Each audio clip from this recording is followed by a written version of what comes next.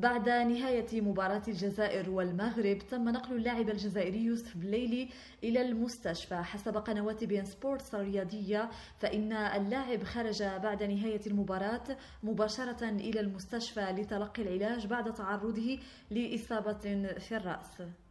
وإلى حدود الآن لا توجد تفاصيل دقيقة عن طبيعة إصابة اللاعب، حيث كان يحتفل بشكل طبيعي مع زملائه في منتخب الجزائر بعد الفوز على المغرب بركلات الحظ.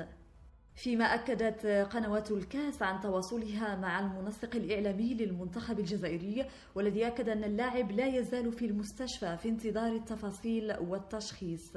يشار أن اللاعب يوسف بليلي قضى ليلته حتى الساعات الأولى من صباح الأحد في المستشفى، ولم يكشف منتخب الجزائر حتى الآن عن سبب نقل اللاعب إلى هناك. يشار أن اللاعب في عام 15/2000 أوقف لمدة 4 أعوام بسبب تعاطي المخدرات، خفضت ل2 قضاها في المصحة للعلاج، ثم عاد بعدها ولعب مع الترجي التونسي ليحقق دوري أبطال أفريقيا 2 تواليا مع النادي، ثم بعدها ليلتحق بالمنتخب الجزائري.